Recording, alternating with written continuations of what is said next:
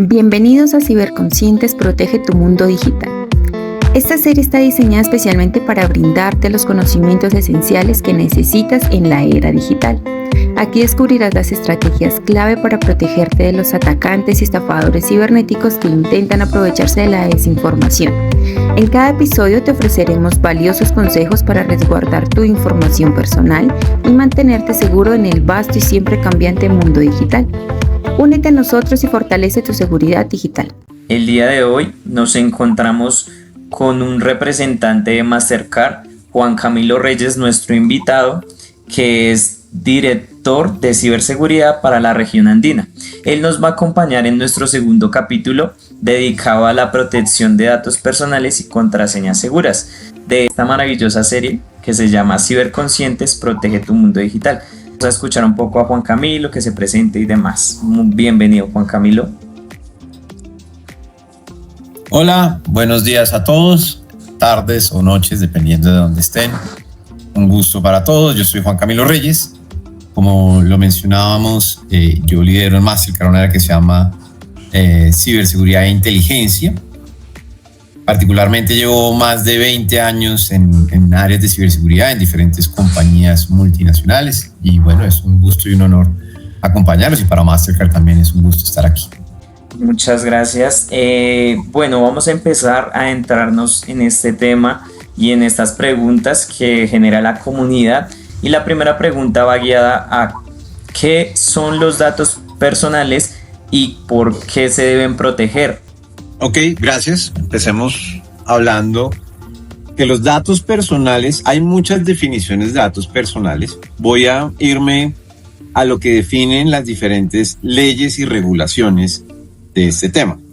La regulación más famosa del mundo en este tema es la europea, se llama la GDPR, que dice que los datos personales son cualquier pieza de información que se relacione a una persona identificable. Ahora, nosotros también tenemos en Colombia nuestra ley de protección de datos, que es la ley 1581 de 2012, que en su artículo 3 también define que un dato personal es cualquier información vinculada o que pueda asociarse a una o varias personas naturales determinadas o determinables. Y ahondando un poquito en esta definición, desarrollémosla un poquito. La información vinculada es una información que, como su nombre le indica, y valga la pena la redundancia, tiene un vínculo con una persona determinada y puede generar una asociación.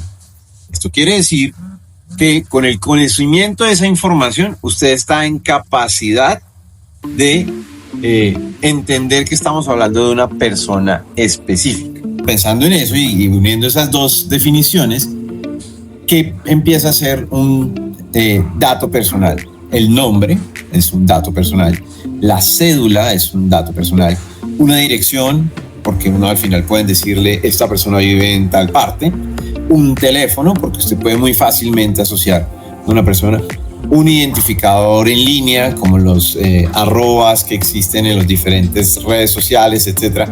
Es decir, todo dato que me permita a mí determinar a partir de ese dato que me estoy refiriendo a una persona es un dato personal. ¿Y por qué protegerlos? Esa es una pregunta también importante. Porque al final, si un defraudador accede a esa información, es posible y tiene elementos para poder generar un fraude, para poder suplantar a una persona, para poder usar esos datos a favor de buscar la forma de hacerle daño a esa persona. Eso es básicamente lo que puede pasar y por eso nacen las leyes de protección de datos. Porque al final tenemos las personas que nos solicitan esos datos tienen que cuidarlos de alguna manera para que no vayan a ser robados y que al final no vayan a ser utilizados para algo que yo no quiero. Ok, vale, muchas gracias por esa introducción muy interesante para que la gente y nuestros oyentes entiendan un poco más sobre los datos personales y cómo se deben proteger. Queremos saber y que la gente también entienda y conozcan unos consejos que tú nos puedas dar así muy a grandes rasgos de cómo se pueden mantener esos datos personales seguros en la línea, en internet. Bueno, yo particularmente el primer consejo que doy siempre con esto es entender la criticidad que tiene la información personal. Es importante que generemos conciencia que divulgar la información personal, los datos personales, puede ser el primer paso para ser víctima de un fraude. Si tú te imaginas, por ejemplo, divulgar la cédula, una cosa que es algo que utilizamos mucho en Colombia. Si tú analizas, la cédula es la mitad de los datos necesarios para ingresar a una cuenta bancaria. Entonces, es información que resulta sencilla de utilizar y que vamos divulgando como si nada. Lo más importante es entender que tiene unos riesgos esta información y que debo protegerla. Por eso se crean las leyes de protección de datos, porque al final, como estamos entregando a tantas personas, a tantas compañías estos datos, hay que crear barreras para que cuando se los entreguemos a esas compañías o a estos terceros, estos lo manejen de forma correcta. Yo también suelo aconsejar que uno piense que las cosas en línea se deberían manejar como se maneja el mundo real, el mundo físico. Usted en el mundo real no está diciéndole a todo el mundo cuál es la dirección de su casa, no está publicándole a todo el mundo su teléfono celular, solo a una persona con la que ya estableció una relación de confianza. No lo estamos haciendo en el mundo real, porque terminamos haciéndolo en el mundo virtual. Terminamos entregando información en sitios que no les conocemos la reputación. Entonces, al final, esto tiene mucho de sentido común y la recomendación es esa. Hay que entender que la parte digital también tiene riesgos y eso es muy importante. Ahora, también cuando yo tengo esta pregunta en las manos, me cuestiono el por qué la gente confía a ciegas las cosas en línea. He leído y hay varias teorías al respecto que hablan que las personas sienten una percepción de control, una familiaridad, una identidad compartida y algunos sesgos cognitivos que hacen que uno termine confiando en las cosas en Internet sin siquiera pensar que tienen algún riesgo. Confiar a ciegas hace que hoy en día el fraude en ese mundo virtual sea grande comparativamente con el mundo físico. Al menos en el mundo de medios de pago, eso es así. Hoy en día, el fraude que tenemos en tarjetas no presentes, es decir, lo que llamamos nosotros cuando estamos en una compra en línea, es casi 12 veces mayor que el fraude cuando estamos de frente haciendo compras en el mundo físico.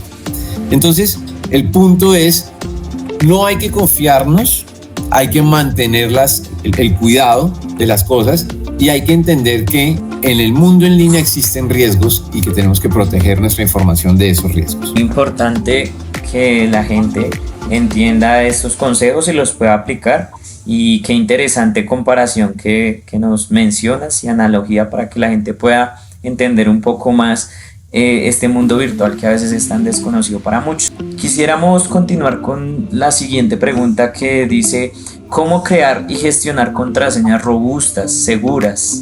Bueno, lo primero que quiero resaltar es que en la industria de la ciberseguridad somos conscientes de las dificultades que tienen las contraseñas y que no son la forma más eficiente de proteger.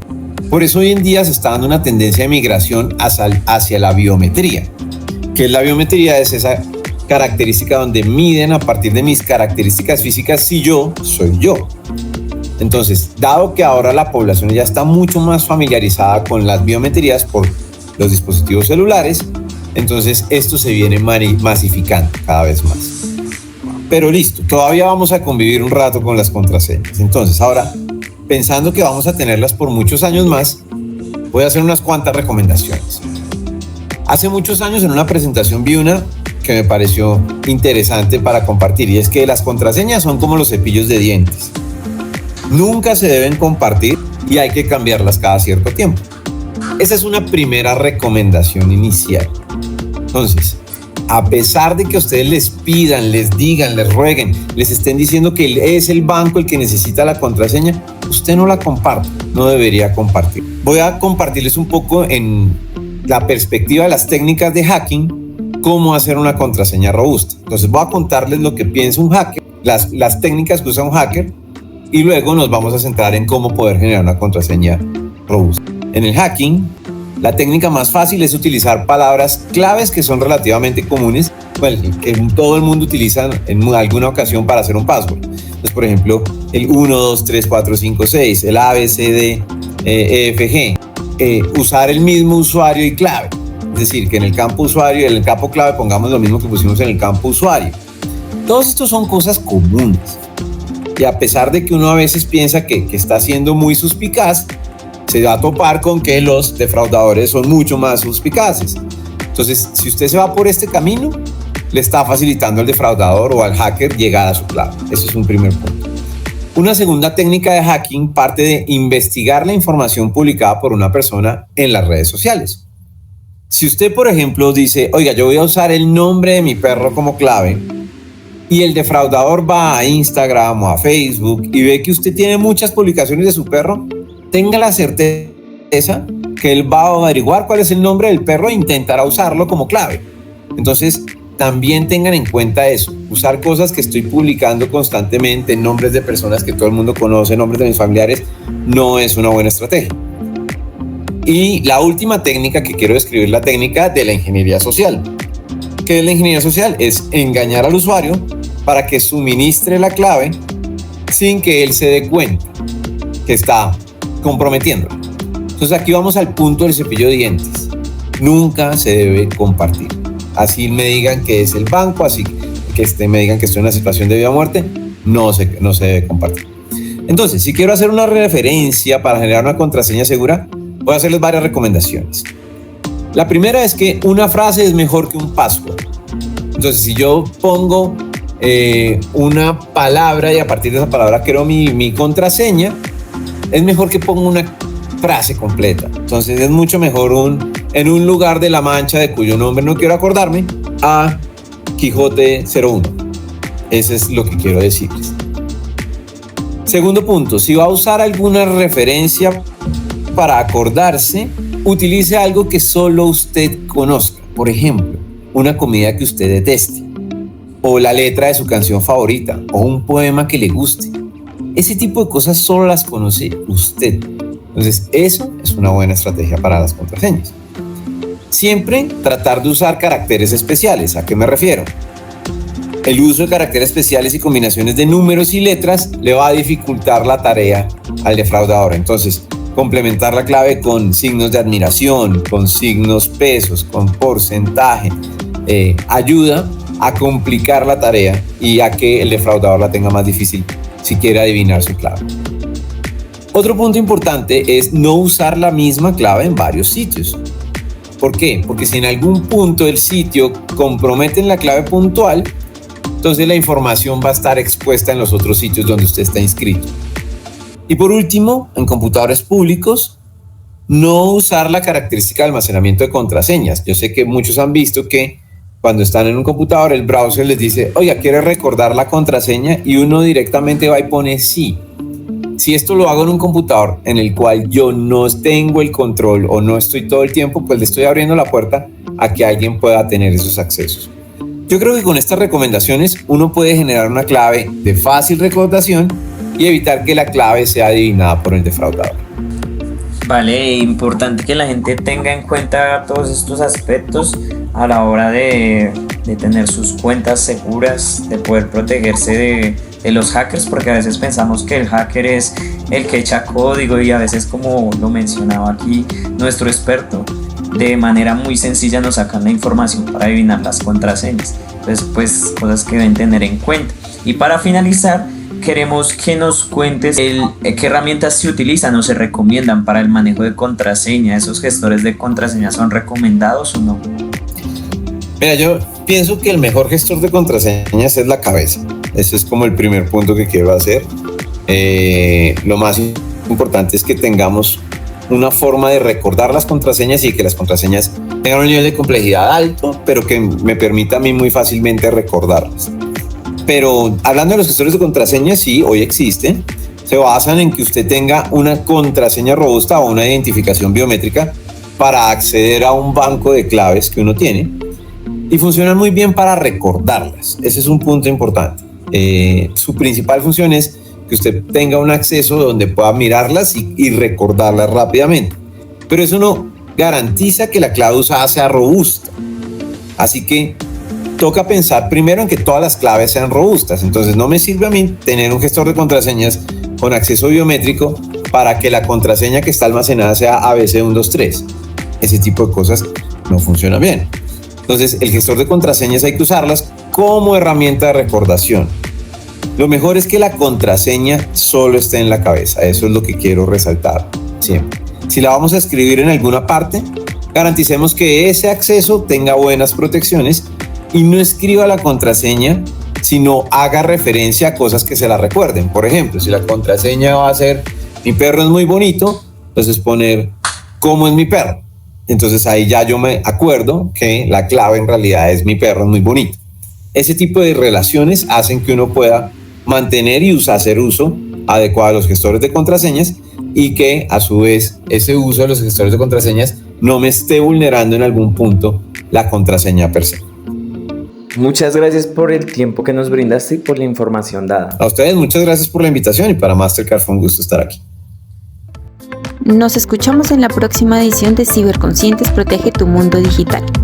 Este podcast es una iniciativa de la Fundación Laudes Infantis en el marco del proyecto Poeta DigiSpark de Trust of America con el apoyo de Microsoft.